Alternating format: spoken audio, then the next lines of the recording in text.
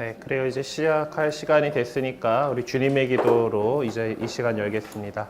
성부와 성자와 성령의 이름으로. 하늘에 계신 우리 아버지의 이름이 거룩히 빛나시며 아버지의 나라가 오시며 아버지의 뜻이 하늘에서와 같이 땅에서도 이루어지소서. 오늘 저희에게 일용할 양식을 주시고 저희에게 잘못한 일을 저희가 용서하오니 저희 죄를 용서하시고 저희를 유혹에 빠지지 않게 하시고 악에서 구하소서. 아멘. 성부와 성자와 성령의 이름으로. 아멘. 네, 한 주간 잘 지내셨습니까? 네. 네, 지난 시간에 사실 제 4장을 다 나갔어야 되는데 조금 뒷부분으로 못 나갔었죠. 산상설교의 그 참 행복에 대해서 하고 예수님께서 여러 가지 그동안의 율법을 새롭게 하시는 그런 이야기들을 통해서 그리스도인이 어떻게 살아가야 하는가, 결국 새로 교회 안에 들어온 영세자들이 이제 어떻게 살아갈 것인가에 대한 가르침들을 갖다가 복음에 나와 있는 흔적들 찾아보고, 또 마태오복음의 산상설교의 병행 구절인 그 루카복음의 평지설교를 통해서도 그것을 좀 살펴보고, 이제 또 그 베드로 첫째 서간에 나오는 신자들의 생활 그런 것들을 통해서 알아보려고 하다가 시간이 좀 모자라가지고 이번 시간으로 넘겼어요. 교재의 그 71쪽에 이제 베드로 첫째 서간에 대해서 이제 시작을 하다가 우리가 어디쯤 가다가 그걸 넘어갔지? 지금 기억이 안 나니까 그냥 처음부터 합시다. 네. 베드로 첫째 서간, 그러니까 베드로 서간들이 있죠. 신약 성경 안에는 보면 서간들이 이제 바오로 사도의 서간들이 있고, 바오로 사도들이 쓴 서간들이 있고 다른 사도들이 쓴 서간들이 있는데, 이제 다른 사도들이 쓴 서간들을 갖다가 보통 그 가톨릭 서간이라고 얘기를 해요. 이거는 바오로 사도는 되게 어느 특정 공동체를 콕 집어가지고 그 편지를 보내요. 그렇죠? 코린토인들에게 보낸 편지고 테살로니카인들에게 보낸 편지고, 이렇게 거기 사람들, 로마의 사람들한테 보낸 편지고, 이게 특정 지역을 콕 집어서 보내는데, 이 베드로 서간들하고 뭐 요한이나 베드로 서간, 요한 서간, 뭐 야고보서, 베드로서, 뭐 유다서 이런 것들은 누구를 콕 집어가지고 안에서 그냥 그냥 교회 전체에다 보내는 건가 보다 해서 가톨릭서, 공통서간, 가톨릭서간 이렇게 이야기를 합니다. 하여튼 그러다 보니까 성경에서도 좀 뒤에 그 편집이 되어 있고, 그래서 별로 좀 관심을 많이 이제 뭐 못 받고, 이제 좀 그 성경 읽기를 좀 하다 보도 이제 그 앞쪽부터 읽다 보니까 지쳐가지고 잘 안 읽게 되는 그런 위치에 있어요. 하지만은 이 내용적인 면에서는 우리가 간과해서 안 될 풍요로움을 제공해주는 서간이기 때문에, 그리고 이 서간 안에서 새 영세자들에 대한 가르침이 어떤 형태로 소개되고 있는지를 좀 집중적으로 살펴보려고 합니다. 네, 특별히 베드로 첫째 서간이 이제 세례성사와 관련되는 교리교육적 내용들을 적지 않게 전해주는 것을 이제 우리 볼 수가 있어요. 그래서 이 안에서 세례성사와 관련되는 중요한 주제들을 만나볼 수 있을 거고요. 또 이 서간에서는 단편적이긴 하지만 오래된 형태의 찬가나 신앙 고백의 내용들을 사용하고 있습니다. 안병철 시부님이 교회음악을 전공하지 않았기 때문에 찬가와 찬미가의 차이에 대해서는 말씀드렸죠. 여기서 지금 찬미가라고 꿋꿋하게 번역하고 이거는 깐디꿈이에요. 그러니까 찬가예요, 찬가. 그 신앙 고백제의 내용을 사용하고 있기 때문에 그 당시 전례가 어땠는지도 가늠할 수 있게 해줍니다. 이 서간을 공부하는 것은 초대교회 공동체 안에서 새 영세자들을 가르치기 위한 노력들이 어떻게 이루어졌는지 이런 흔적들을 바라보고, 그를 통해서 우리 전체적인 성무자리의 그 주제인 신약 성경의 형성 과정을 살펴보려는 데 있습니다. 그래서 일단 이 베드로 첫째 서간에 대해서 전체적인 도식을 이렇게 살펴보게 되면은 처음에 서간이니까 편지니까 인사를 하죠. 인사를 하고 그래서 특별히 이 서간은 다른 민족들 가운데 흩어져 살고 있던 디아스포라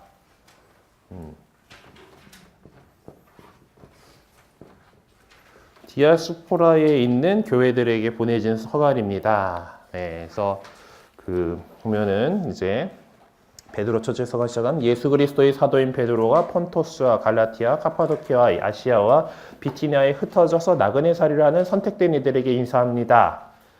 나그네 살이 하는 이라는 거에서 물론 우리가 지금 지상 생활 자체를 나그네 살이 한다라고 생각하고 있죠.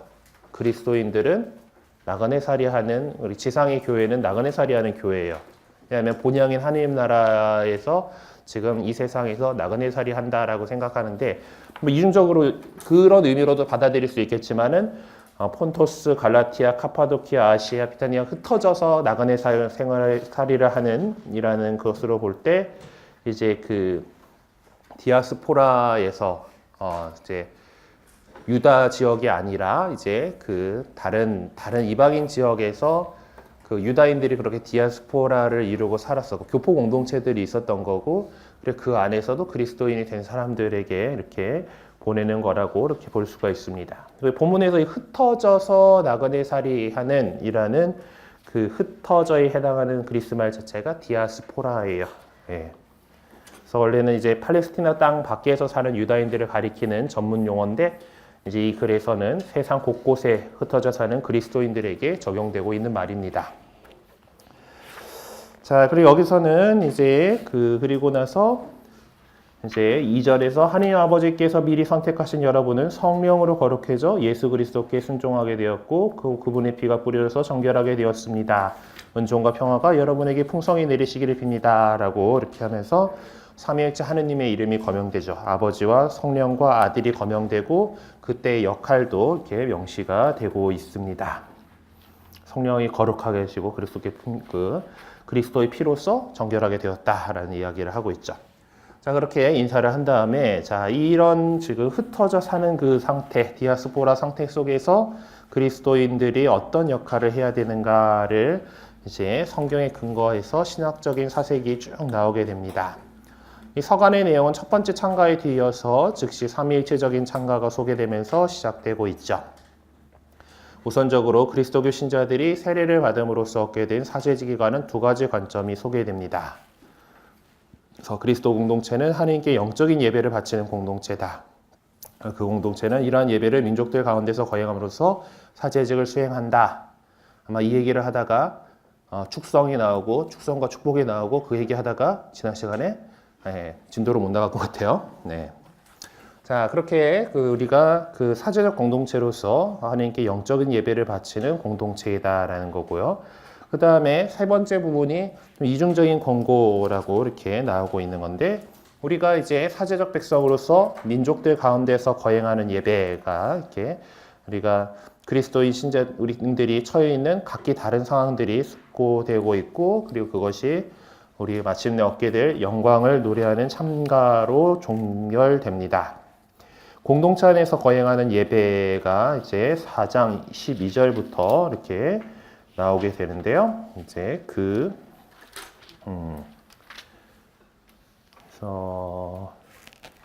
여기서 이제 또 여러 가지 우리 다양한 상황들이 숙고되고 있고, 역시 영광을 노래하는 참가로 종결되고 있습니다.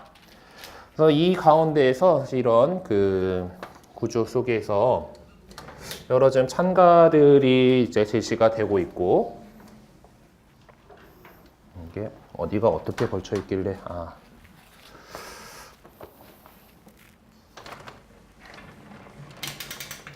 우와! 됐지? 튼튼하게 됐고 화면에서도 별로 나가지 않았고.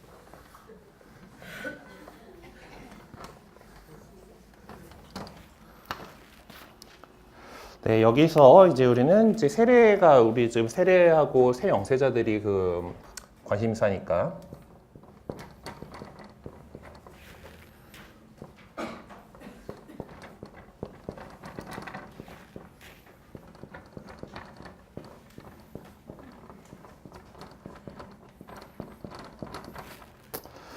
세계에 관계되는 4개의 찬가를 이제 좀 봅시다. 물론 세례에 대한 가르침은 이 서간에만 나온 것이 아니죠. 다른 서간 안에서도 찾아볼 수 있습니다. 그래서 여기에 나오는 찬가 내용을 보고 유사한 그런 것들이 또 다른 데서 어떻게 나오는지를 이제 살펴보면서 세례에 관한 가르침을 더 무슨 이유로 이렇게 전해주려고 했었는지 그것들을 살펴보도록 합시다.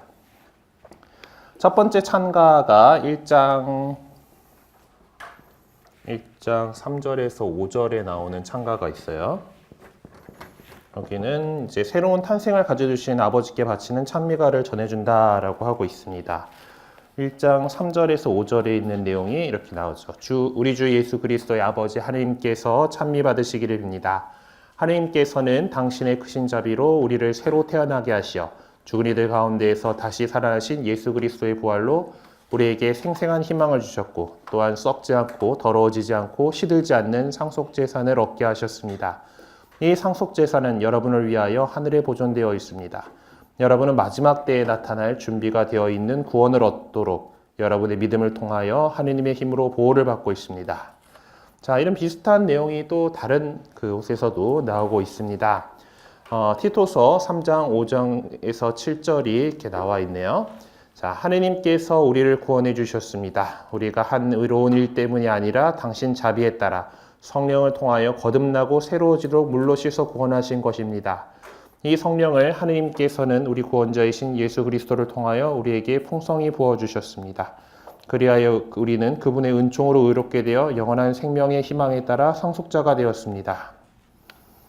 이런 내용이 또 비슷하다고 제시가 되었고, 요한 1서에 나오는 요한 1서 3장 1절에서 2절에 나오는 아버지께서 우리에게 얼마나 큰 사랑을 주시어 우리가 하느님의 자녀라 불리게 되었는지 생각해 보십시오.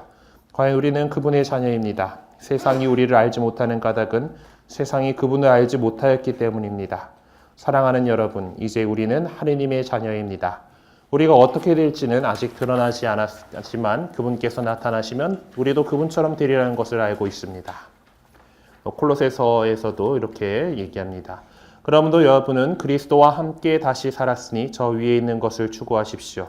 거기에는 그리스도께서 하느님 오른쪽에 앉아 계십니다. 위에 있는 것을 생각하고 땅에 있는 것을 생각하지 마십시오. 여러분이 이미 죽었고 여러분의 생명은 그리스도와 함께 하느님 안에 숨겨져 있기 때문입니다.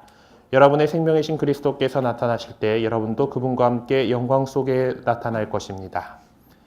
갈라티아서에 믿음이 오기 전에 우리가 율법 아래 갇혀 믿음이 계실 때까지 율법의 감시를 받아왔습니다. 로마서 8장에 장차 우리 계시될 영광이 견주면 지금 이 시대에 우리가 겪는 고난은 아무것도 아니라고 생각합니다. 등등이 나오는데 뒤에 짧은 애들은 뭐가 같다는 건지 잘 모르겠지만은 일단 같이 나와 있고, 일단 이 여러 가지들을 제시를 했는데 그 가운데에서 좀 동일한 요소들이 어떤 것인지를 적어보라라고 되어 있습니다. 자, 우리 세례에 관련된 내용을 하고 있다라고 했고, 세례라고 하는 것이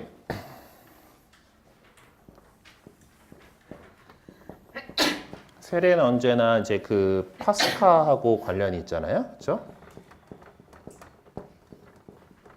그래서 예수님께서 그리고 파스카고 예수님의 이제 죽음과 파스카라는 것은 죽음과 부활하고 하고 관련이 있는 겁니다. 자, 뭐 이런 거를 감안해 두고 나서 이제 새로 그리스도인 된 사람들이다. 그리스도인 된 사람들이라고 한다면은 조금 이제 많이 감안해야 될 것이 첫째 찬가에서 보면은 크신 자비로 우리를 새로 태어나게 하시어라는 말이 있죠. 네, 새로 태어나게 하시고라는 거. 티토에서도 보면은 성령을 통하여 거듭나고 새로워지도록 물로 씻어 구원하신 것입니다. 새로워지도록 이렇게 새로 태어나게 했다.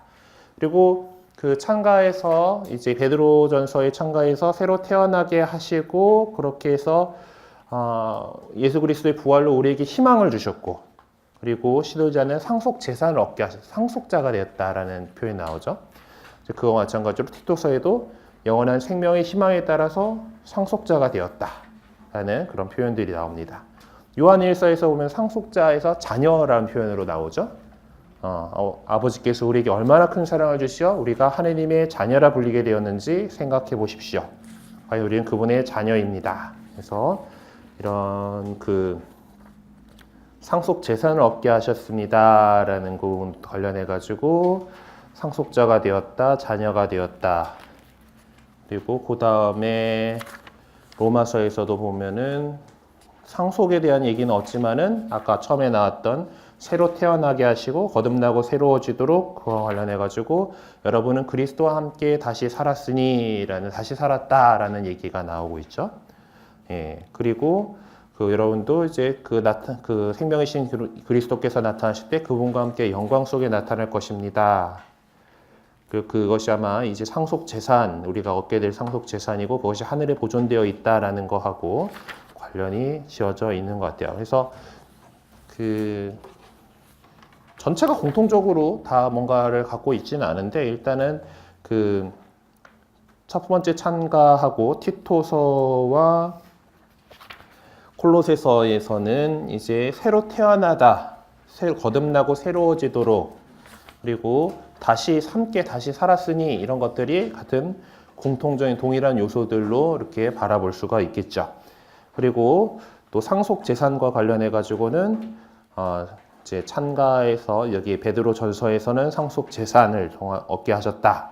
그리고 티토서에서는 영원한 생명의 희망에 따라 상속자가 되었다. 요한일서에서는 이제 우리가 하느님의 자녀라고 불리게 되었다. 예, 그리고 콜로새서에서는 그 상속 재산이 이제 그리스도와 함께 나타나실 때 그분과 함께 영광 속에 나타날 것이다. 예, 그리고 로마서에서 그에게 계시될 영광을 그거를 같이 연결지어 볼 수가 있을 거예요. 그래서 이 동일한 요소들을 바탕으로 해서 세례에 관한 신학적 사상의 흐름을 요약해 보라라고 이렇게 되었는데, 이 세례가 이제 다시 태어나는 거죠. 파스카가 이제 죽음에서 부활로 건너가는 것을 통해서 이 예수 그리스도의 파스카로 인해서 우리가 새로 태어났다.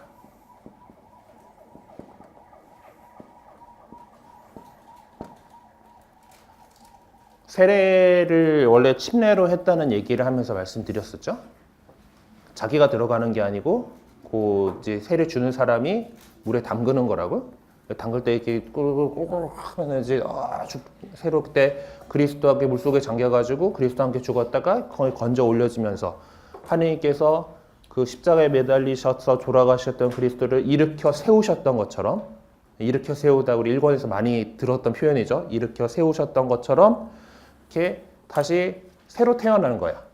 세례가 갖고 있는 그 전에 나는 그 물에 잠겨서 죽고 건져 올려지면서 새롭게 그리스도와 함께 부활한 내가 새로 태어난다라는, 그렇게 하느님께서는 당신을 믿는 자들을 새로 태어나게 하셨다. 그렇게 새로 태어나서 그저 피조물, 종 이런 게 아니라 하느님의 자녀가 되게 하셨다. 그렇게 자녀가 되어서 하느님께서 그러면 자녀가 된다라는 것은 물려받을 게 있다는 소리죠. 왜냐하면 우리 부모님이신 하느님께서는 아주 넉넉하신 분이니까 재산 다 날려먹고 줄 게 없는 사람이 없는 분이 아니잖아요, 그렇죠? 한없이 갖고 계신 분이고 그 선물 우리가 받게 될 상속 재산은 하느님 나라고 거기서 누리게 될 영원한 생명이다라는 거예요. 그래서 그럼으로써 우리가 영원한 생명을 차지하게 하셨다라는 그 흐름들을 볼 수가 있습니다. 이제 믿는 사람들을 선택하셔서 새로 태어나게 하셨고 자녀가 되게 하셨고 자녀로서 영원한 생명을 차지할 수 있게 하셨다라는 거죠. 그래서 그렇기 때문에 이 믿는 사람들은 그 세례를 통해서 이미 이 지상에서부터 지금 나그네 살이하고 있는 이곳에서부터 우리는 하느님의 영광에 참여하고 있는 것이다라는 것이 이것들을 통해서 우리가 좀 바라볼 수 있는 부분이 아닐까 싶습니다. 자, 그러면은 그 다음에 두 번째 찬가 이번에는 2장 22절에서 25절에 나오는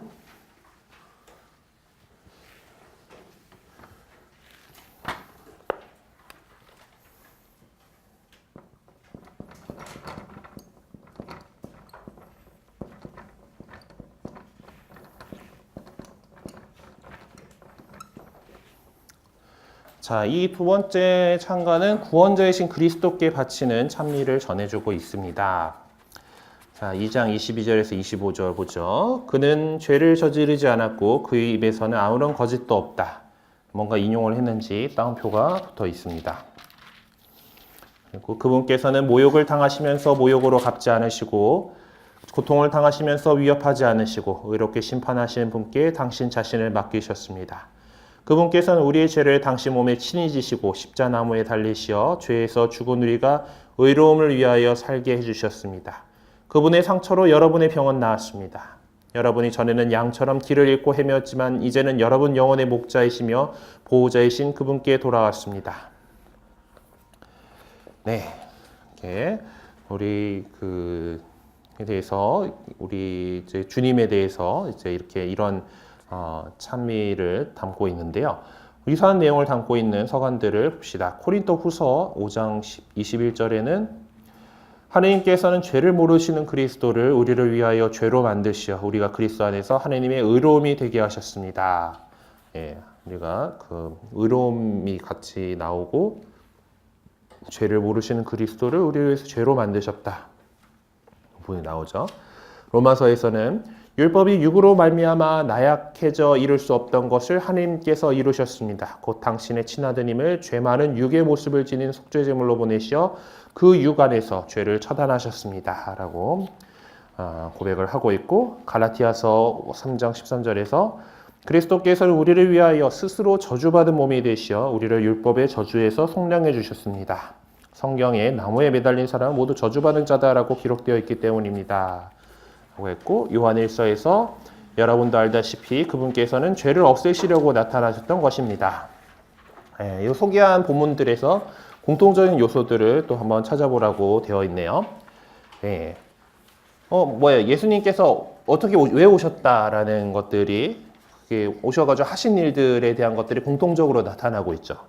그분께서는 우리 베드로 전서권은 그분께서는 우리의 죄를 당신 몸에 친히 지시고 십자나무에 달리시어라고 그분께서 하신 일을 이야기를 하고 있고 그 결과로 죄에서는 죽은 우리가 의로움을 위해서 살게 해주셨다. 의로움이라는 단어가 같이 나오게 되죠. 예, 코린토서에서 바오로 사도는 죄를 물으시는 그리스도를 우리를 위하여 죄로 만드시어 죄의 결과인 죽음을 맞이하도록 그렇게 얘기를 하셨다, 그렇게 만드셨다라는 거죠. 그렇게 해서 우리가 그리스도 안에서 하느님의 의로움이 되게 하셨습니다. 또 의로움이 또 이렇게 나타나고 있고요. 로마서에서는 이제 당신의 친아들을 죄 많은 육의 모습을 지닌 속죄제물로 보내시어 그 죄값을 치르게 하셨다라는 거. 그래서 그 육 안에서 죄를 처단하셨다. 죄에서 우리가 생명으로 이제 죄의 종살이하고 있던 우리를 이제 죄의 그 사슬을 끊어버리고 죄를 처단하고서 우리를 죽음에서 생명으로 이끌어 오셨다는 것이 바로 그 부분에서 나타난 거죠. 죄인이 아니라 이제 의인이 되게끔 해주셨다는. 갈라티아서에서 보면은 이제 스스로 저주받은 몸이 되시어 우리를 율법의 저주에서 속량해 주셨습니다. 속량은 이제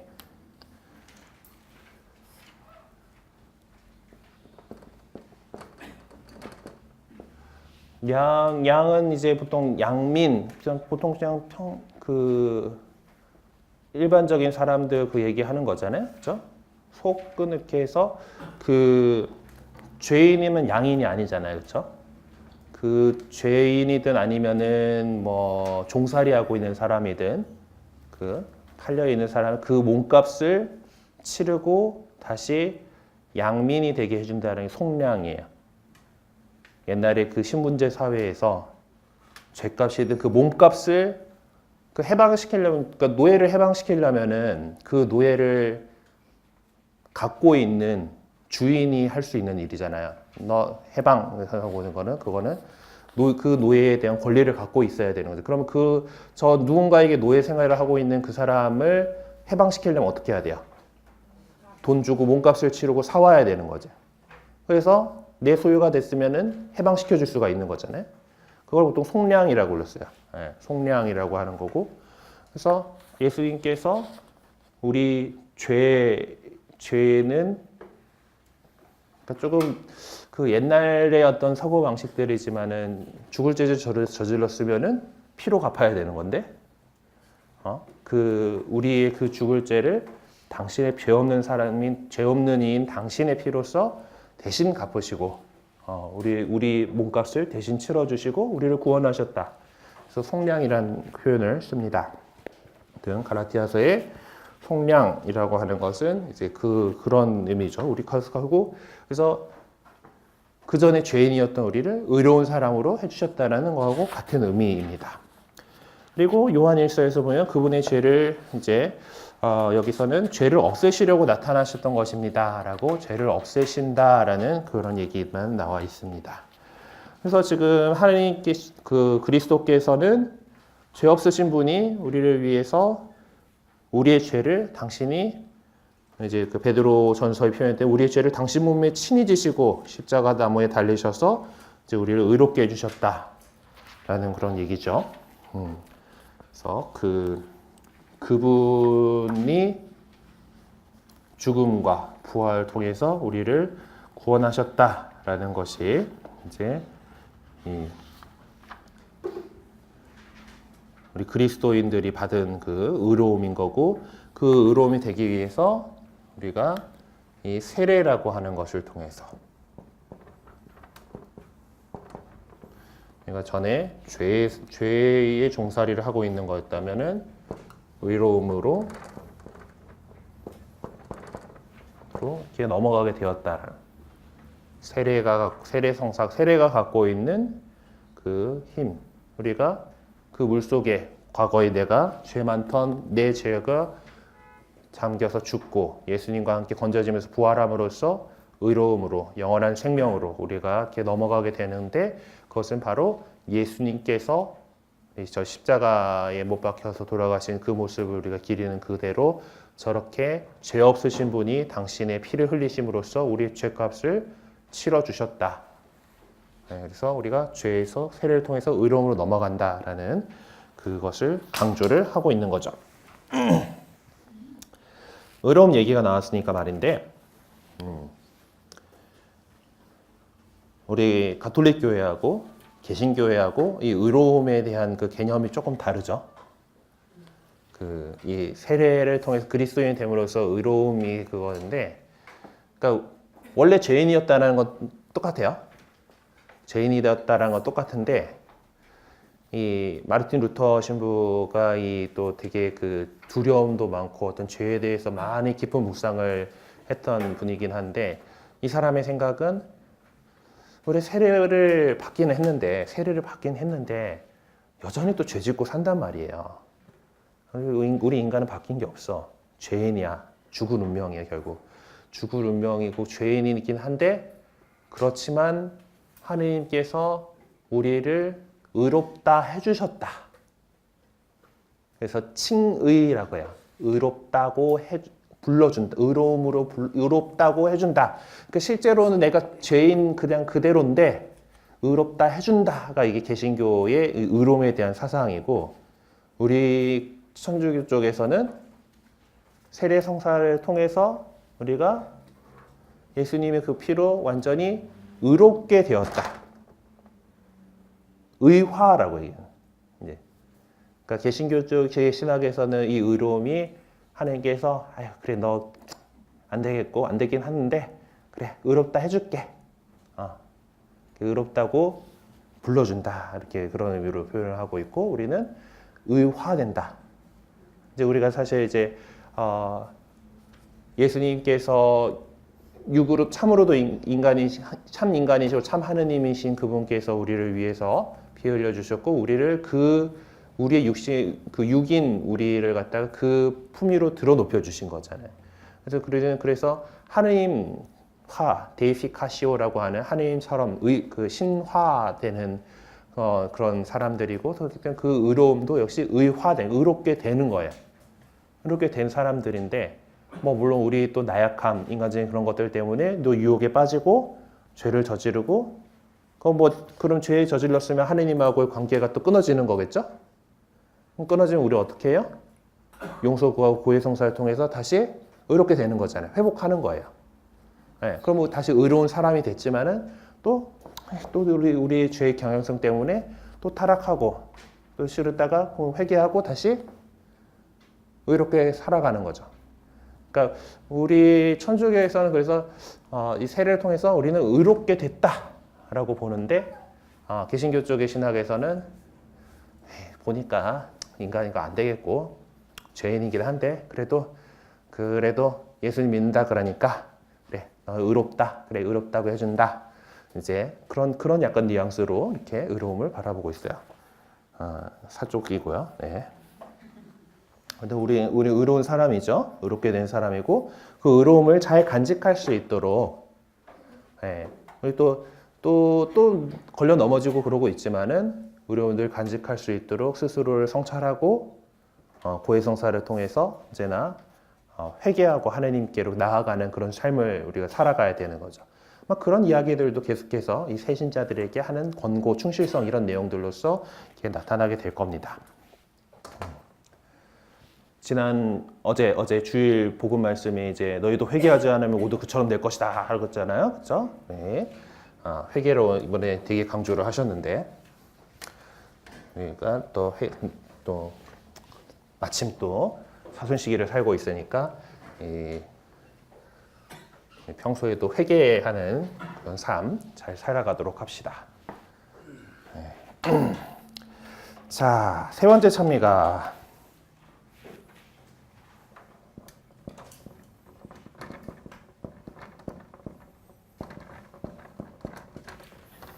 음, 5장 5절에서 9절에 나온대요.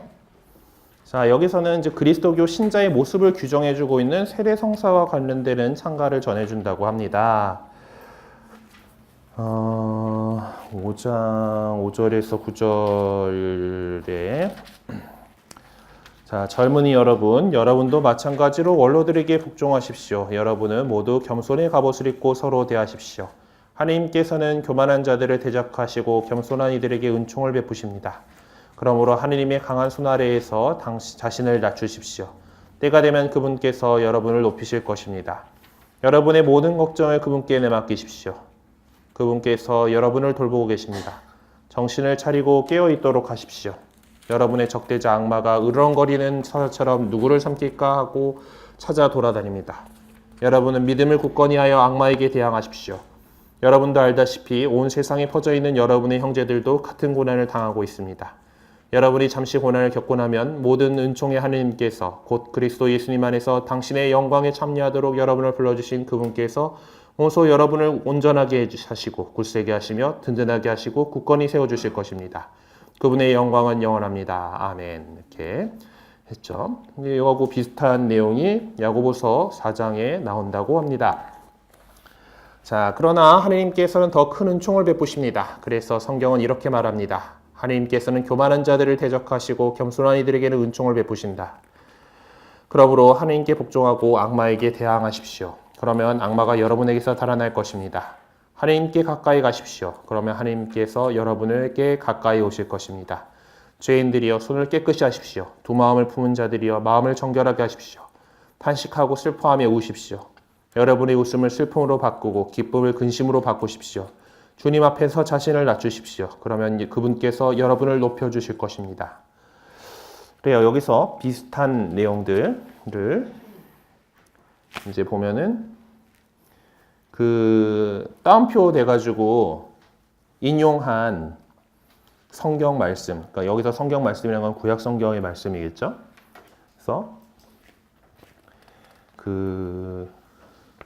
하느님께서는 교만한 자들을 대적하시고 겸손한 이들에게 은총을 베푸십니다라는 표현은 이제 하느님께서는 교만한 자들을 대적하시고는 지금 참조하라고 지금 주석 성경에는 욥기 22장 29절을 표시를 하고 있고 주석에는 이 말이 잠언 3장 24절을 인용한 것이다라고 나와 있어요.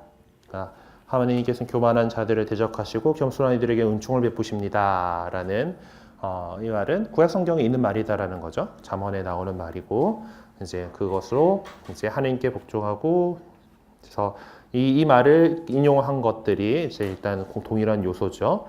그리고 베드로전서에서 하느님의 강한 손 아래에서 자신을 낮추십시오. 때가 되면 그분께서 여러분을 높이실 것입니다. 라는 내용이 야고보서의 맨 뒤, 여기 표시된 그 제시되어 있는 본문의 맨 뒤에 나오죠. 주님 앞에서 자신을 낮추십시오. 그러면 그분께서 여러분을 높여주실 것입니다. 네, 또 같은 내용이고, 그리고 여러분의 믿음을 굳건히 하여 악마에게 대항하십시오라고 권고하는 거 있죠. 악마에게 대항하라고 권고하는 것이 야고보서에서도 하나님께 복종하고 악마에게 대항하십시오라고 이렇게 나와 있어요. 비슷하게 이렇게 나와 있죠. 그래서 우리가 교만하지 말고 겸손해야 한다라는 얘기를 계속해서 하고 있죠. 예. 그러니까 우리가 이렇게 자신을 하나님 앞에서 자신을 낮추면은 하나님께서 여러분을 들어높여 주실 것입니다. 라는 거 안에서 하나님 우리가 그리스도 신자로서 겸손해야 되고, 그리고 우리 믿음을 가지고서 악마에 대항해야 한다라는 것을, 그래서 그것들을 우리가 신자로서 이렇게 살아가야 된다는 것. 그래서 겸손. 그리고 이제 악마에 대항 하는 것이 이제 우리 그리스도인으로서 살아가야 되는 거다라는 내용이 나와 있습니다. 그래서 이제 한 페이지 넘어가서 이제 세례와 관계되는 신앙 고백의 내용들이 이제 3장 18절부터 4장 6절에 나온다라고 되어 있죠. 그래서 성경 구절 내용들을 직접 찾아서 적어보라라고 이렇게 되어 있습니다. 그래서 찾아서 적어보시면 되겠죠. 3장 18절이 뭔지 봅시다. 자, 사실 그리스도께서도 죄 때문에 단 한 번 고난을 겪으셨습니다. 이렇게 되어 있는데, 여러분을 하나님께로 이끌어 주시려고 의로운 분께서 불의한 자들을 위하여 고난을 겪으신 것입니다. 그러나 육으로는 살해되셨지만 영으로는 다시 생명을 받으셨습니다. 라고 이렇게 나와 있는데, 네. 이거를 다 적을 건가? 다 적으라고 되어 있네. 네. 그리고 3장 19절에는 그리하여 감옥에 있는 영들에게도 가시어 말씀을 선포하셨습니다. 네, 감옥에 있는 영들에게도 가셔서라고 하는데, 이제 이것들에 대해서는 이제 주석성경을 보니까 두 가지 좀 이게 있대요. 첫, 유다교 전통에서 보면은 가장 질이 나쁜 죄인으로 간주되는 게 이제 노아 시대에 타락했던 사람들이래요. 노아 말고 이렇게 타락해가지고 물 속에 잠겼던 그 사람들이 이제 영혼들이 갇혀 있는 감옥이 이렇게 유다교 전통에서 이제 감옥에 있는 영들이라는 표현으로 이렇게 이해됐다 그러고, 그리고 둘째로는 사람의 죄에 대해서 책임이 있다고 여겨졌던 타락한 천사들에 갇혀져 있는 곳, 그러니까 악마들이 있는 곳이라고 이렇게 볼 수가 있습니다. 그리고 21절 보죠. 이제는 그것이 가리키는 본형인 세례가 여러분을 구원합니다. 세례는 몸의 때를 씻어내는 일이 아니라 예수 그리스도의 부활에 힘입어 하나님께 바른 양심을 청하는 일입니다. 그리고 22절이 예수 그리스도께서는 하늘에 오르시어 하나님 오른쪽에 계시는데 그분께 천사들과 권력들과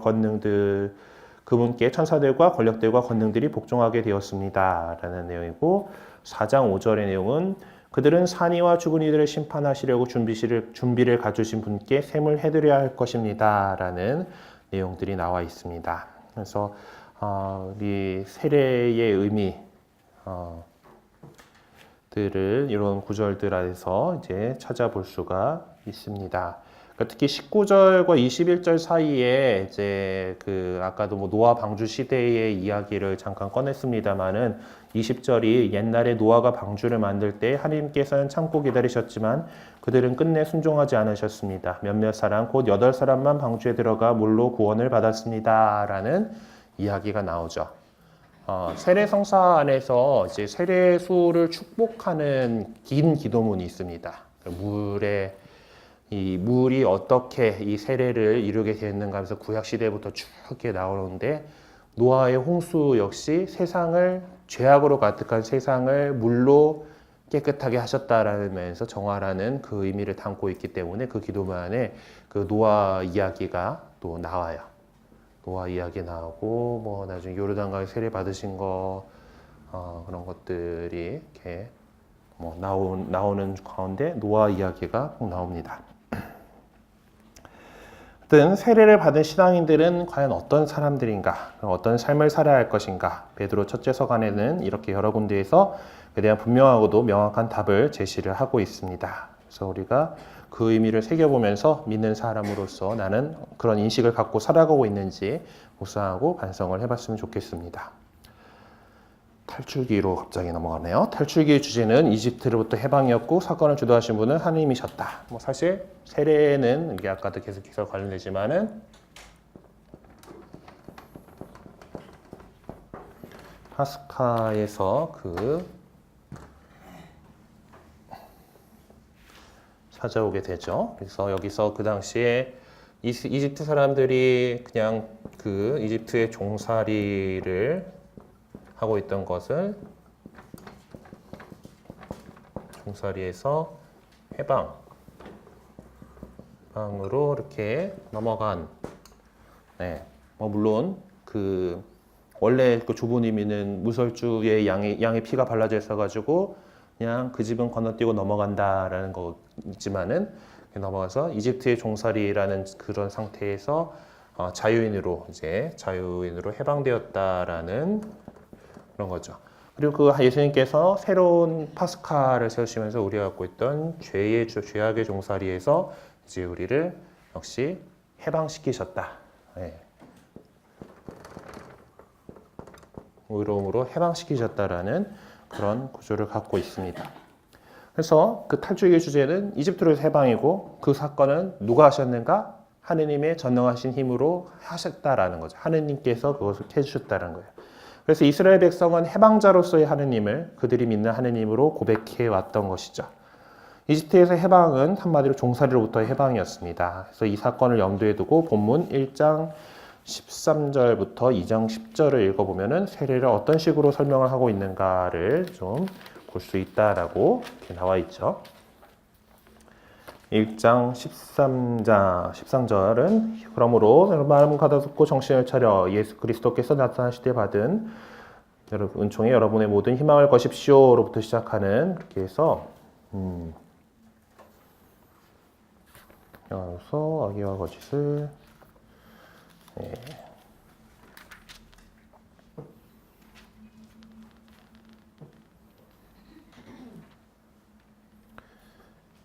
이거 아마 이제 맨 마지막에 2장 10절에 나오는 말이 되게 우리에게 확실하죠. 여러분은 한때 하느님의 백성이 아니었지만 이제 그분의 백성입니다. 여러분은 자비를 입지 못한 자들이었지만 이제는 자비를 입은 사람들입니다. 라고 이렇게 선포하는 것처럼 우리 과거에 죄의 종살이를 하고 있었던 그런 사람들이었다가 이제 그 종살이로부터 해방되었다라는 것을. 그래서 그전에는 하느님의 백성이라고 할 수 없지만 파스카 또 세례 성사를 통해서 이제 하느님의 백성이 되었다. 그분 소유가 된 백성이 되었고 그분께서 주시는 자유, 희망 또 그리고 영광으로 나아갈 수 있게 되었다라는 거죠. 그래서 베드로 첫째 서간과 마테오복음서 5장에서 7절까지의 교리 교육의 공통점을 좀 살펴보도록 합시다. 계속 이거하고 관련된 이야기를 하고 싶은 거니까 이번 장에서는 마테오복음서의 공통점. 그래서 앞으로 소개했던 것처럼 마테오복음서 5장에서 7장의 개괄적 연구를 통해서 찾아낸 중요한 주제들은 이 베드로 첫째 서간에서도 찾아볼 수가 있습니다. 공통적인 주제는 결국 믿는 사람들의 삶과 관련되는 것이죠. 믿는 사람들이라는 것은 세례받은 사람들을 말하는 거죠. 그렇다면 공통적인 핵심 주제의 내용을 한마디로 요약한다면 어떻게 표현할 수 있을까? 마태복음서에서도 이제 많이 제시되고 있는 것이 옛날에 너는 이렇게 들었다, 나는 이렇게 말한다라고 하면서 우리 그리스도인들이 보다 뛰어난 윤리적인 삶을 살아갈 것을 얘기를 하고 있죠. 그래서 메시아적 율법이라는 표현을 사용을 했었을 거예요. 그렇죠? 그러니까 그것을 우리가 살아가는 것, 그것은 그리스도께서 어떻게 가셨는 그리스도의 길, 예수 그리스도께서는 어떤 길을 우리에게 제시하고 있는가. 그래서 그 길, 우리가 그 이전에는 뭐 율법에 속해 있던 사람이었던, 그 율법에 속해 있지 않았던 사람들이었던, 어떤 예수 그리스도를 알기 전에는 그냥 그렇게 저렇게 살던 사람들이었지만은 이제 세례를 받고 그 전에 내가 죽고 죄의 종살이에서 해방되어서 하느님의 백성이 된, 하느님의 자녀가 되고 하느님의 상속자가 된 우리들은 이제 그에 걸맞는 삶을 살아가야 한다라는 거예요. 그것이 여기서는 뭐 겸손하고 하나님 앞에서 겸손하고 악에 대적하고 이제 이런 것들이 왔다라면은 또 예수 그리스도께서 우리에게 가르쳐 주신 길로 과거 율법에서는 이런 식으로 얘기했지만은 이제 나는 너희에게 이렇게 말한다라고 하면서 보다 높은 윤리적인 그런 삶에 대해서 이야기하셨고, 그리고 우리가 늘 언제나 살펴봐야 되는 그리스도인으로서 그분의 뒤를 따르는 사람들이라면, 그분의 제자들이라면은 우리 모든 이들에 있어서 예수님께서는 어떻게 하셨을까? 그분께서는 어떻게 하셨을까를 늘 살펴보면서 그리스도의 길을 찾는 것이 우리 그리스도인의 그 핵심 주제이거예요. 그래서 한마디로 요약한다면 아마 그리스도의 길, 그리스도의 길이라고 얘기할 수 있을 겁니다. 자, 사장을 휘리릭 하고 하려고 했는데 또 얘기를 하다 보니까 1시간 정도를 다 까먹었네요.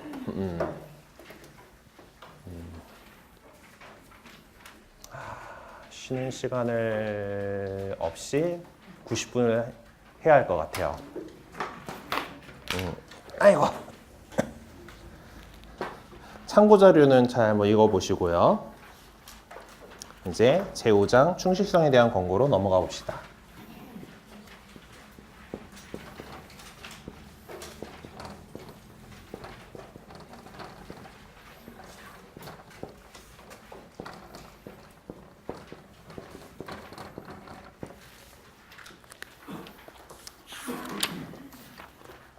자, 이제 복음을 받아들여서 세례를 받고 교회 공동체의 삶에 참여하게 된 새 영세자들이 많이 착각하는 게 있죠. 성당에는 그래도 믿는 사람들의 모임이니까 천사들만 있을 거야. 저희가 신부가 되기 위해서 신학교에 갈 때도 같은 착각을 합니다. 네, 현실은 아니죠. 그래서 사람 사는 데요, 다. 네, 사람 사는 데고, 또 우리 교회가 정말 뭐 그래요. 우리가 하나이고 보편되고 하나이고 거룩하고 보편되며 사도로부터 여는 교회를 믿고 거룩한 교회이긴 하지만 그 안에 있는 구성원들인 우리 인간은 결국 아직 부족한 인간이기 때문에 계속해서 의로움으로 우리가 초대받고 의롭게 됐긴 했지만은 금방 그 의로움을 잃어버릴 때들이 많이 있죠. 네, 그리고 참으로 안타깝게도 성당 안에서 활동하시는 분들 가운데에서도 여전히 어떤 그 그리스도의 길을 따라서 산다라기보다는 세상의 길에 따라 살아가는 사람들이 많이 있습니다. 사실 참 이 부분은 잠깐 또 진도를 나가야 되는데 조금 더 썰을 또 풀어야 될 것 같은 부분이긴 한데 이걸 더 좋아하시잖아요. 네. 이 부분들은 우리 교회가 지금 요즘 들어와서 이제 신자들이 어쩌다가 이렇게 우리 한국교회의 초대교회 신자들, 그 신앙을 오래 살아왔던 사람들이 가졌었던 그런 마음들을 잃어버렸는가에 대한 반성들로 이렇게 반성들을 해보고 있는 중에, 그러니까 지금 계속해서 뭐 얘기하는 거지만 교회는 나그네살이 하는 데란 말이에요. 나그네살이를 하면서도 이 세상을 하느님 나라처럼 바꾸려고 해요. 예수 그리스도로 인해서 하느님 나라가 이미 시작되었지만은 아직 아니 완성되는 과정 안에서 우리 그리스도인들은 그 아직 아니 완성된 하느님 나라를 이 세상에서 구현하고자 노력하는 사람들입니다. 근데 어느 순간 보니까 성당에서 이루어지는 일들도 보면은 바깥 세상하고 별 다를 바 없이 움직이는 경우들이 종종 보여요. 어쩌다 이렇게 되었는가에 대해서 우리는 늘 이제 관심을 가지고 우리가 정말 참된 그리스도인으로서 참된 예수님 그리스도의 제자로서 어떻게 더 살아갈 것인가를 이렇게 고민하고 그것을 살아가도록 노력을 해야 되죠. 그러니까 그 세상에 대해서 저희 다른 신부님 강의할 때 들었던 건데 교회는 세상에 대해서 정말 이상을 제시하고 우리가 바라는 하나님 나라를 살아갈 수 있도록 그것을 제시하고 오히려 세상이 그렇지 않을 때 대조되어서 정말 좋은 것은 이런 거야 라는 걸 보여줄 수 있는 그런 곳이 되어야 되는데 어느 순간 세상에 있는 이런 것들을 갖다가 세상의 교회 안에 그대로 반영되는 그러니까 대조적인 대조사회가 아니라 그 세상의 것들을 반영하고 있는 반영사회가 되어가고 있다라는 이야기를 들은 것 같아요. 내가 기억을 제대로 들어본 적 언제 로핑크라고 하는 학자가 또 신학자가 그렇게 얘기를 했다 그래요. 그것이 기억이 나는데 어쨌든 보면은 단체장 뽑을 때도 보면은 이제 그 투표를 해가지고 이렇게 해서 좀 이렇게 사랑으로 뭐 이렇게가 서로 맞고 이러면 참 좋을 텐데 그래서 표 많이 나왔잖아 하셔 막 해가지고 뭐 이렇게 한다던가 뭐 아니면은 또 이제 그 직무를 맡고 있는 사람들이 또 자신의 이권을 또 이렇게 개입시킨다던가 하는 이런 일들이 안타깝게도 교회 공동체 안에 있습니다. 그러니까 희망과 기쁨으로 가득 찬 삶이 막 지속되리라고 생각하고 왔는데 봤더니 여기도 내나 똑같은 전쟁터야 막 이런 그런 그들이 있죠. 네. 근데 사실 이게 교회 지금 오늘날 현대를 살아가는 교회에만 있는 것이 아니라 뭐 예전부터 있어 왔다라는 겁니다. 초대교회 신자들도 아마 모든 면에서 우리와 별로 다르지 않은 상황을 겪어야 했을 거예요. 사실 뭐 정말 그 한때 막 하느님의 이 복음 말씀에 따라서 열심히 살아가야지 하고 막 이렇게 타올랐던 공동체들이 어느 순간 사그라들어 가지고 명맥이나 유지하고 있거나 없어져 있는 경우들을 우리는 보게 됩니다. 초대교회에서도 그랬어요. 정말 열심히 이렇게 사도들이 와가지고 이렇게 잘 키워놨는데 보면서 이리저리 막 분열되더니 없어진 공동체들도 있어요. 사실 교회는 영속하고 있죠. 2000년의 역사를 계속해서 버텨왔어요. 가톨릭 교회는 없어지지 않고 살아왔지만은 어떤 지역에서 어떤 특정 공동체 차원으로 들어가면은 사라진 공동체도 있어요. 네. 그것처럼 한번 뭐 힘없이 사라지기도 하고 정말 아예 정말 꽃을 피워보지도 못하고 사그라드는 데도 있고 뭐 그렇죠. 뭐 초세기 때도 그렇지만 우리 때도 뭐 마찬가지예요.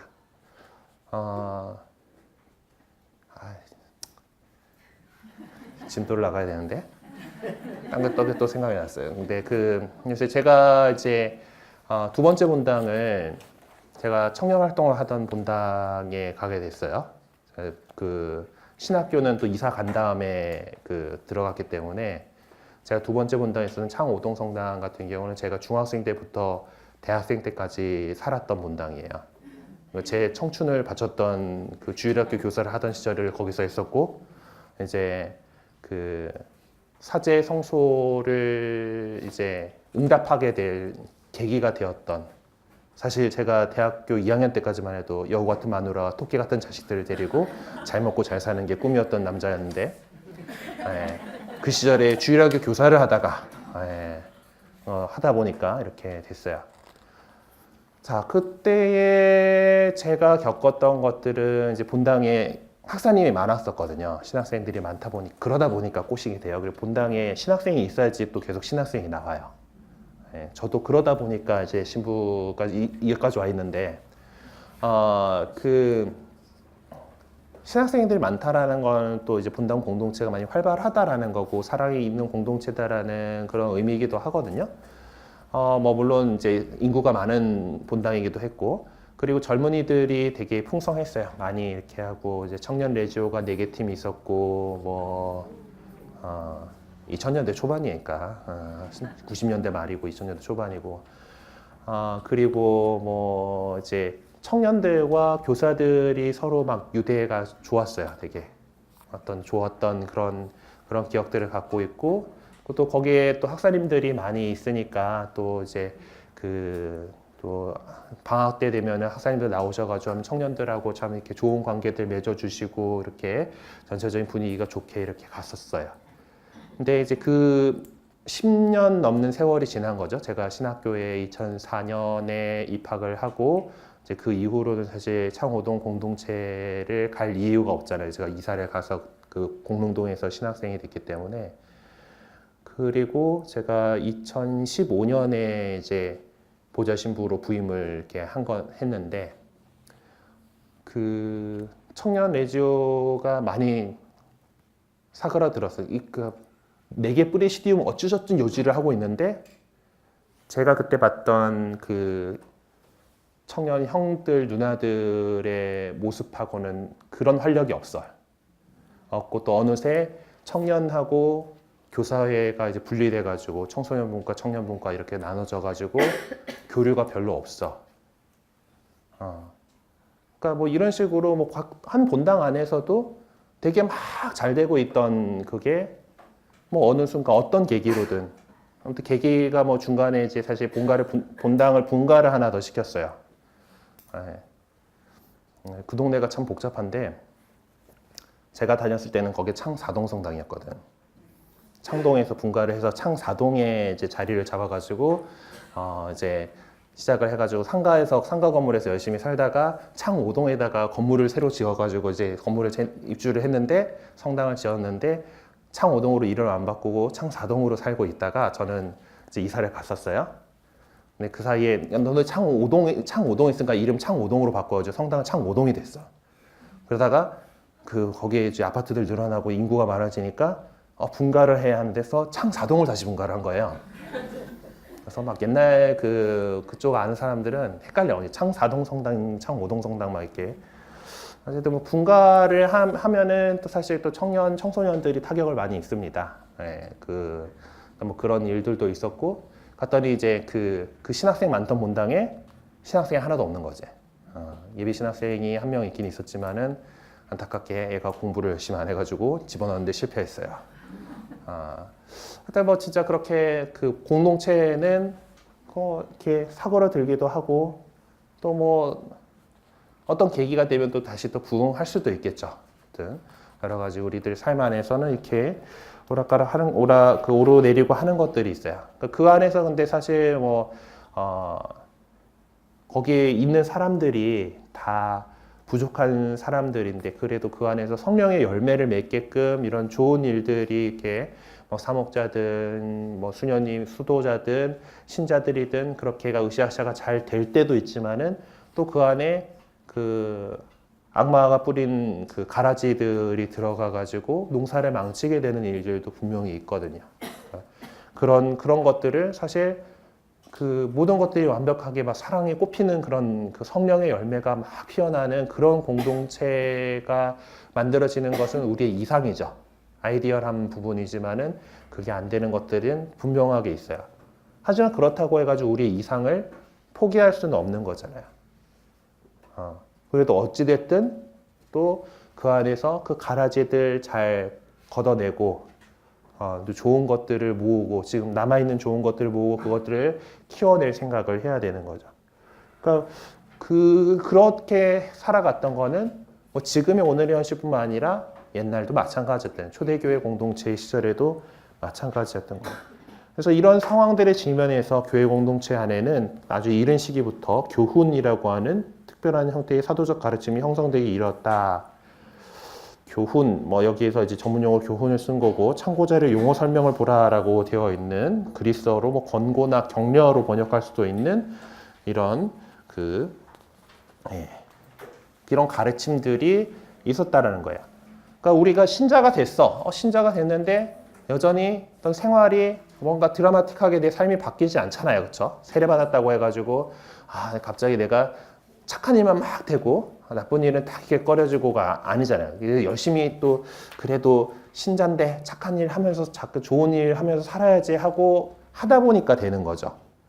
네. 그런 그 어려움들 속에서 우리가 또 신자이기 때문에 메시아적인 율법, 그러니까 예수님께서 더 많은 것을 요구하는 그것들을 살아가려고 또 애쓰는 과정 안에서 부딪히게 되는 것들, 또 여러 가지 또 세상이 녹록치 않으니까 또 거기서 부딪히는 것들, 그런 거 안에서 우리가 계속해서 우리의 이상, 하느님 나라를 이 세상에 구현하는 것을 이루어 나가기 위해서 더 열심히 합시다 하고 다독거려주고 힘을 같이 내줘야 된다는 것.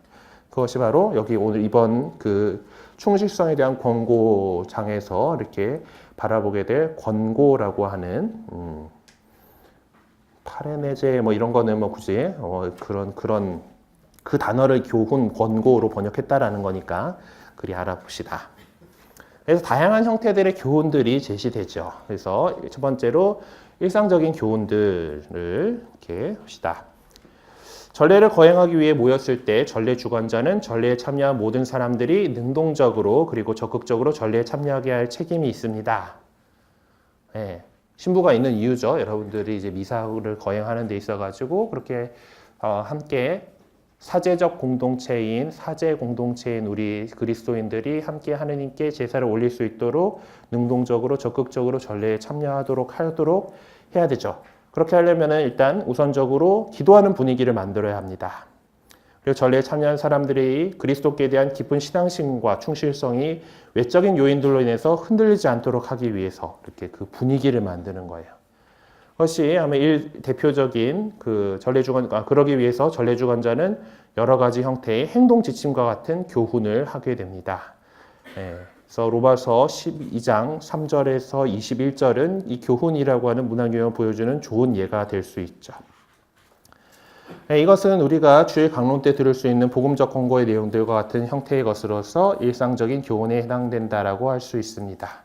일상적인 교훈은 믿음의 성숙을 위해서 기회가 닿는 대로 계속해서 잔소리같이 들리겠지만은 잔소리는 중요한 내용이니까 계속하는 거예요. 그래서 히브리서의 저자들은 어떤 사람들이 습관적으로 듯이 우리의 모임을 소홀히 하지 말고 서로 격려합시다라는 교훈을 주고 있습니다. 그래서 잔소리를 하게 되는 거죠. 해야 돼요.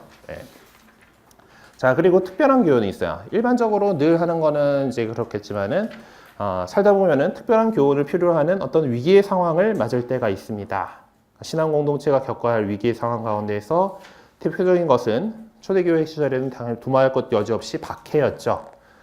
신약 성경 가운데서 가장 먼저 쓰여진 것으로 우리 학자들이 간주하고 있는 테살로니가 전서 2장 14절에서 15절의 이 흔적을 찾아볼 수가 있습니다. 형제 여러분, 사실 여러분은 그리스도 예수님 안에서 살아가는 유다의 하나님 교회들을 본받는 사람이 되었습니다.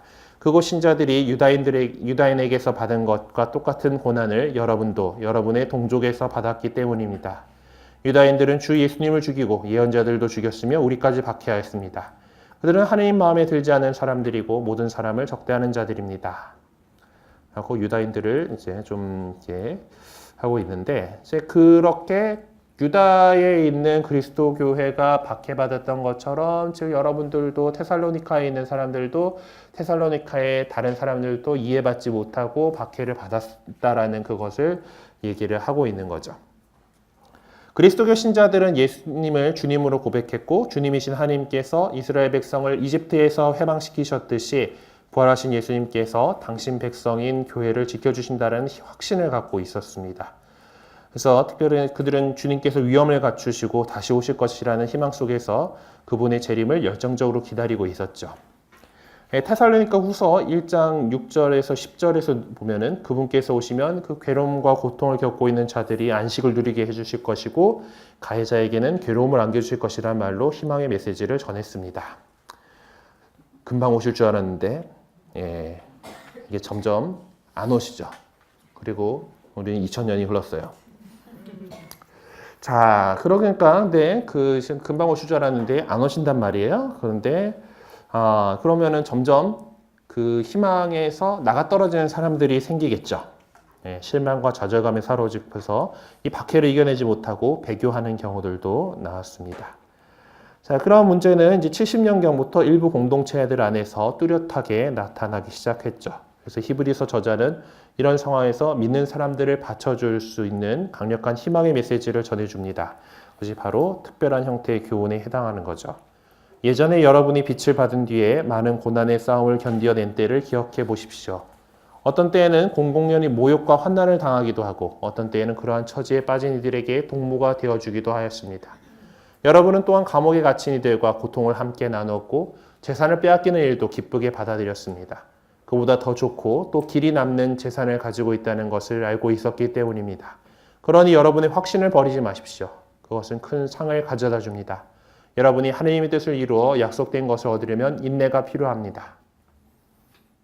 그 우리가 믿고 있는 하나님께로부터 상속받기로 상속자가 되었다라는 거 얘기하면 그 하나님 나라에서 얻게 될 영원한 참된 행복, 그것이 우리가 그거를 얻으려면은 인내가 필요하다라는 것, 참아내야 되고 그것을 이 박해를 견뎌낸다라는 거예요. 물론 이제 그 외부로부터 오는 것만이 그 고통이나 박해의 전부가 아니었습니다. 아직 그리스도의 공동체들은 갓 탄생한 나약하고 그지없는 공동체들이었기 때문에 외부의 시련이 또 그 문제가 됐던 것이지만은 사실 실제적으로 더 심각했던 문제는 공동체 안에서 제기되었던 문제들입니다. 헛소리하는 사람들이 나오기 시작하는 거죠. 그쪽에 가다가 끝이 달라. 이게 이단이죠.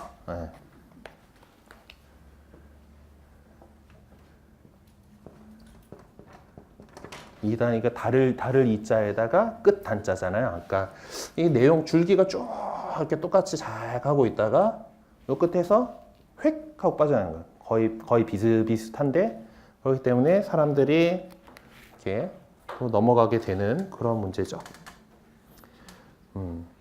그래서 이제 그 코린토 신자들에게 보낸 첫째 서간이 이제 이단에 속한 교회들과 맞부딪히게 됨으로 생겨난 어려움들이 얼마나 심각하고 고통스러웠는지를 이렇게 증언해 줍니다. 이 서간을 통해서 사도 바오로가 코린토 교회의 창립자로서 이단의 위험을 어떻게 줄여나갔으며 그러한 위험에 어떤 방식으로 대응하려고 했었는지를 엿볼 수가 있습니다. 그리고 교훈이라는 이 형태, 그러니까 우리가 많은 어려움을 겪고 있지만은 이렇게 힘내서 우리 하나님 나라를 향해서 가야 합니다라고 이렇게 격려해주는 이 형태의 가르침으로 영향을 받은 복음 전승들이 있죠. 복음서 안에도 그런 내용들이 있다는 거예요. 뭐 우리가 복음서에 대해서 4권, 5권에서 다루게 되는 거는 그만큼 복음서라고 하는 이 기록이 상당히 후대에 작성되었다라는 얘기예요. 그 전에는 이런 것들 그리고 그동안 이렇게 격려해서 가던 그런 말씀들이 또 복음서들 안에도 조금 그런 흔적들이 나옵니다. 그러니까 그 예수님께서 이런 얘기하셨던 것들 분명히 예수님도 제자들이 박해를 겪고 어려움을 겪을 것을 알고 있었기 때문에 미리 얘기하셨던 것들이 있었을 거 아니에요. 그것을 떠올려 가지고 그 말씀 예수님께서도 이렇게 얘기하셨어 하면서 신자들을 격려하고 했었을 거란 말이에요. 그것들이 이제 그 이야기들이 또 정형화돼 가지고 그 복음서 안에도 이렇게 들어오게 되죠. 자, 예수님께서는 많은 경우에 비유를 통해서 군중들을 가르치셨습니다. 그 가르침의 목적은 하나님 나라의 신비를 계시해 주기 위함이었어요. 물론 군중들 가운데에서는 예수님께 적대되는 사람들도 있었고 예수님 자체를 못마땅하게 생각했던 정치적 지도자, 종교적 지도자들도 있었습니다. 그래서 예수님께서는 여러 가지 비유 말씀을 통해서 하나님 나라의 신비를 전해주셨어요. 때로는 마르코 복음서 4장 26절에서 29절처럼 하나님 나라는 온전히 거저 베풀어 주시는 선물이다라고 가르치셨습니다. 그런데 예수님 말씀을 듣는 군중들이 그럼 그냥 주시면은 땡큐 하고 받으면 되지 하면서 뒷짐만 지고 있어서는 하나님 나라는 오지 않을까라는 잘못된 생각을 가지고 있었을 것이에요.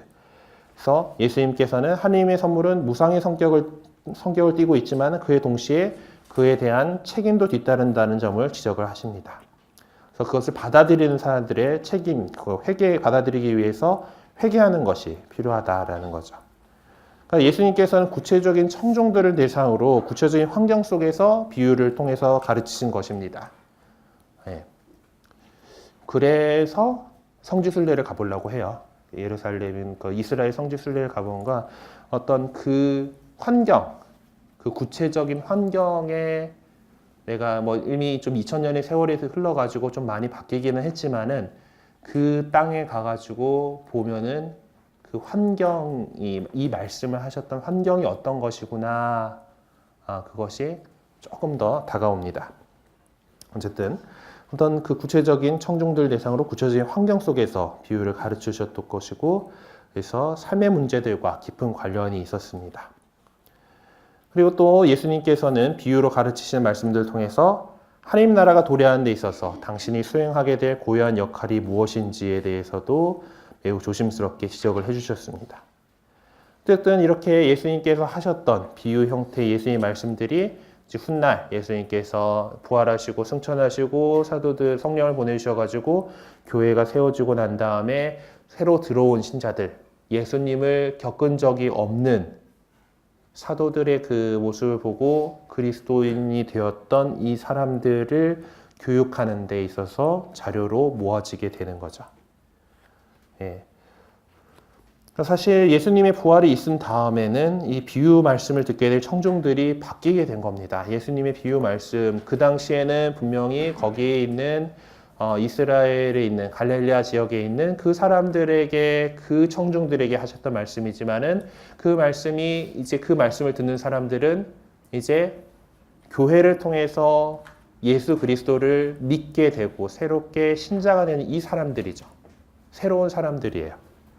그래서 부활 그 청중이 부활 이전에는 바깥 사람들, 어떤 교회 제자 공동체 안에 있던 사람들이 아니라 예수님의 이야기를 듣고서 찾아오긴 했지만 아직 그 안으로 들어온 제자단으로 들어온 사람들은 아니잖아요. 그렇죠? 그 밖에 있는 사람들이었지만은 이제 부활 안에 있는 그 이후에는 이 이야기를 듣는 사람들은 그 안에 있는 사람들, 교회 안으로 들어오는 사람들이다라는 거예요. 그래서 안에 있는 자들은 이미 회개하여 믿음을 갖게 된 그리스도인들을 지칭합니다. 여러분, 예수님께서 비유 말씀을 통해서 군중들을 가르치셨을 때와 지금의 상황은 전혀 같을 수가 없죠. 더군다나 그리스도 공동체들은 부활 이후에도 복음적인 비유 말씀을 그대로 사용하기는 했지만 갈수록 우의적인 형태로 사용하게 됐습니다. 우의적인 방식이라고 하는 것은 예수님께서 이미 사용하신 바 있는 이 비유 이야기의 세부적인 내용 하나하나에 좀 의미를 부여하는 것을 말합니다. 이 점에 대해서는 마태복음서 13장을 연구하면서 집중적으로 살펴볼 것이고, 마태복음서 21장 33절과 23절 일련의 비유들은 여기 나오는 것들이 이제 이 비유들이 구원 역사를 서술해주는 그런 모습들을 하고 있다. 한편의 벽화와 같은 모습들을 하고 있다. 왜 옛날에는 성당에 벽화 많이 그렸잖아요. 지금 우리처럼 이렇게 문해력이 좋은 시절이 아니기 때문에 그래서 벽화들 뭐 이제 구세사를 갖다가 그러니까 교황님 뽑히는 그 시스티나 채플 같은 경우는 창세부터 해가지고 종말까지가 쫙 미켈란젤로 열심히 그려놨잖아요. 이제 그런 식으로 구원의 역사가 쫙 이렇게 전개되는 그런 모습이다라는 것을 한 것 같습니다. 자, 비유 형태의 가르침들만이 신자들을 가르치고 권고하기 위한 유일한 방식이 아니었다라는 점도 지적을 해야 하겠습니다.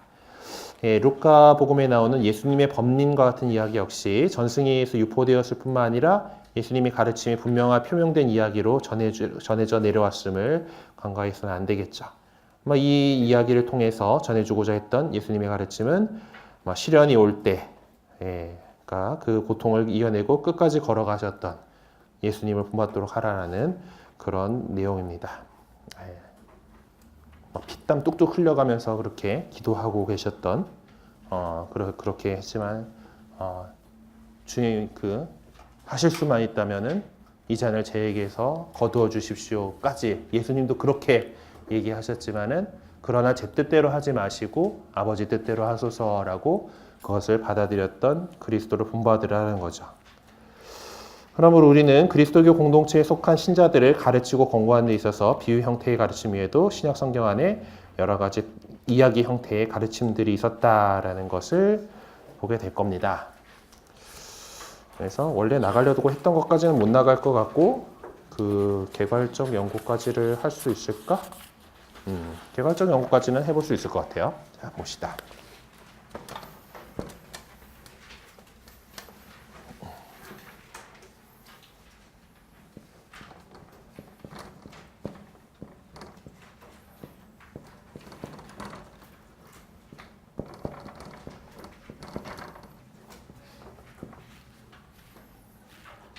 자, 여기서는 코린토 신자들에게 보낸 첫째 편지를 살펴보겠습니다. 사도 바오로가 갈라티아 신자들에게 보낸 서간의 수신자들은 리카오니아와 피시디아의 거주민들이 아니라 바오로가 두 번째, 세 번째 선교 여행을 하면서 방문한 적이 있었던 갈라티아 지방에 회개한 사람들이었습니다.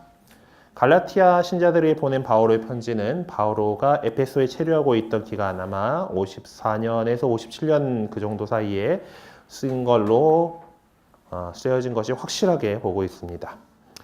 이 편지를 쓰게 된 동기를 찾는 건 어렵지 않죠. 바오로는 모세 율법을 지켜야 한다는 것을 지나치게 강요함으로써 갈라티아 신자들 사이에 분란을 야기시킨 유다교 신봉자들의 오류를 반박하기 위해서 이 편지를 쓴 것입니다. 그러니까 그리스도인이 되었다 하더라도 이제 그리스도교의 원래 뿌리인 유다교의 그걸 따라야 한다라는 그 유다교 제일주의적 사고를 가진 사람들과 이제 대항해서 싸웠어야 되는 거죠. 바울은 잘못된 유다인적인 그런 경향에 대항하기 위해서 율법이라는 것은 잠정적인 제도에 불과한 것이고 그리스도의 도래와 함께 율법의 역할이 성취되었다라는 논리를 펼칩니다. 하지만 유다교 제일주의적인 성향을 갖고 있던 이들은 율법을 준수하고 있었던 베드로와 야고보와 같은 교회 지도자들과 사도들의 권위 앞에 그 문제를 제기하기에 이르렀습니다. 그래서 바오로의 사도적 권위마저 무시할 지경에 이를 만큼 갈라티아 교회 공동체가 그들로 인해서 상당한 어려움을 겪고 있었습니다. 베드로나 야고보 같은 경우는 원래 유다인이고 유다교를 신봉하던 사람들이기 때문에 바오로도 사실 마찬가지긴 합니다만은 할례 받은 사람이고 할례를 받은 만큼 율법을 잘 원래 해오던 대로 준수를 하고 있었어요. 예. 근데 이제 바오로가 이제 유다교 출신이 아닌 그리스도인들에게까지 이 짐을 지을 수 없다라고 이렇게 얘기를 하고 또 물론 베드로 사도행전에 보면은 이제 어디냐 야포인가 가서 그 환시 속에서 그 허연 보자기가 하늘에서 쫙 내려오더니 세상에 온갖 그 짐승들이 다 있고 베드로야 잡아먹어라 이렇게 하는 한시가 들려왔다라는 이야기들 있잖아요. 그러니까 율법의 어떤 그런 규정들에서 이제 자유로워질 때가 되었다라는 것을 이렇게 받기는 했지만은 그래도 여전히 살아오던 거라 그 베드로나 야고보 같은 경우는 이런 율법 준수에 대해서 좀 더 이렇게 보수적이라고 표현해야 돼요. 보수적인 입장을 좀 지니고 있었던 것이 사실이죠. 어쨌든 바오로는 갈라티아 신자들에게 보낸 서간보다 좀 더 앞서서 코린토 신자들에게 첫 번째 서간을 보냈습니다. 그게 어느 게 먼저인지는 확실치 않지만은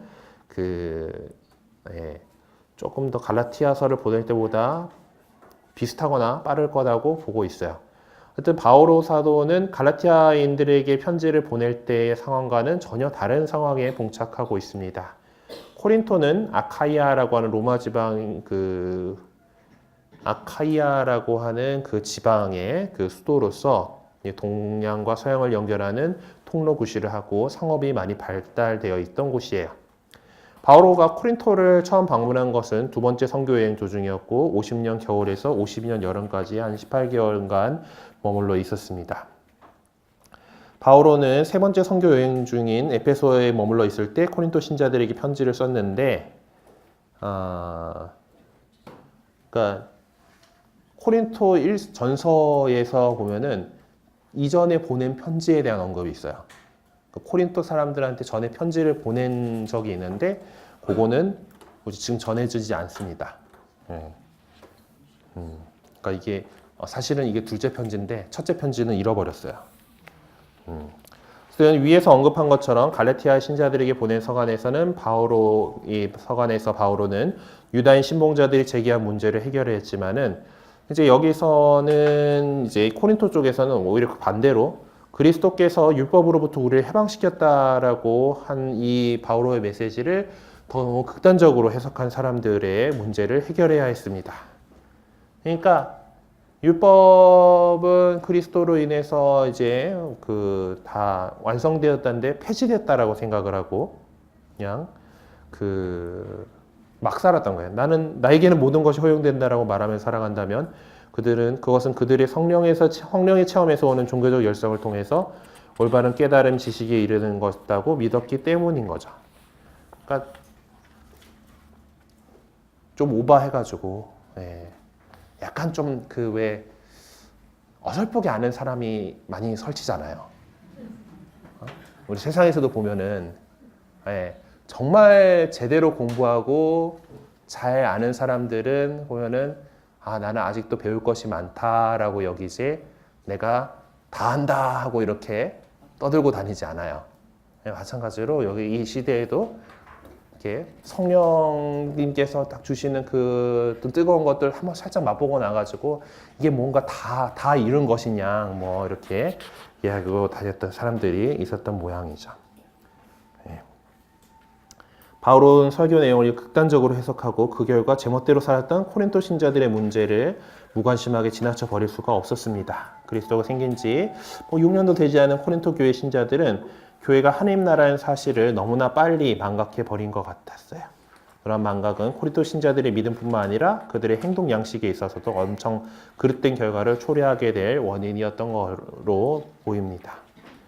그래서 이제 코린토 첫째 서간을 다 하기에는 이것도 지금 제법 시간이 걸리네. 그래요. 또 여러분들이 나눔을 해야 될 시간들이 있긴 있어야 되니까 여기까지 일단 나가도록 합시다. 코린토 신자들의 그 첫째 서간에 대해서 좀 정리하는 거는 다음 시간부터 하는 걸로 하고요. 자, 아까 박혜석 신부님 오셔가지고 말씀하신 것처럼 나눔 우리가 지난 1권에서 처음 조별 나눔을 시작을 했었죠. 이문 때는 원래 나눔 없이 이렇게 간 거니까 멤버들이 좋았던 분들도 있을 거고 사실 안 맞았던 분들도 있었을 거예요. 그리고 또 좋았던 분들은 계속 그래도 익숙한 사람들끼리 하면 더 좋지 않을까요? 하는 그런 것들이 있지만은 더 우리 안에서도 그렇게 하다가 파벌이 생기는 거죠. 네. 나는 아폴로파다. 나는 바오로파다. 그리스도파다. 이도저도 안 되니까 그리스도파다. 이렇게. 네. 그렇기 때문에 저희의 오랜 경험에 따라서 이제 나눔조는 이렇게 섞여 있습니다. 사실 새로운 사람을 우리가 같이 이렇게 올라왔다고는 하지만은 같이 있지만 또 이렇게 나눔을 직접 하는 거는 또 새로운 사람인 거잖아요. 그것은 물론 스트레스이긴 해요. 새로운 사람을 만나야 된다는 건 스트레스지만은 우리가 같이 성소 못자리에 함께 있다라는 것으로 우리가 또 그동안 1년 넘는 세월을 해온 사람들이에요. 그리고 또 이 같은 길을 지금 걸어가고 있는 사람들이니까 아마 1권 처음 나눔 시작하실 때보다는 훨씬 덜 어색하게 또 새로운 분들하고 이야기를 하실 수 있을 겁니다. 1권 때도 강조 드렸습니다만은 나눔을 잘 하기 위해서는 그 나눔의 내용이 다른 데 나가서 새어나갈 위험이 없어야 한다라는 그런 믿음, 신뢰가 있어야 합니다. 잘 지켜주시고 그리고 그만큼 그 신뢰를 바탕으로 해서 내 이야기들을 내어놓을 때 잘 열어놓아서 내어놓을 때 더 많은 것들을 함께 나눔 속에서 얻어가실 수가 있을 거예요. 네, 그래서 좋은 나눔 되시길 바라고 그래도 5분 전에 일단 마쳤으니까 한 5분 동안에 좀 화장실 갔다 오실 분들 갔다 오시고 12시 땡 하면 들어와가지고 이제 같이 나눔 해서 나눔하실 수 있도록 해주시기 바랍니다. 영광송으로 마무리하겠습니다. 성부와 성자와 성령의 이름으로 아멘. 영광이 성부와 성자와 성령께 상연히 아멘. 성부와 성자와 성령의 이름으로 아멘. 네, 수고하셨습니다.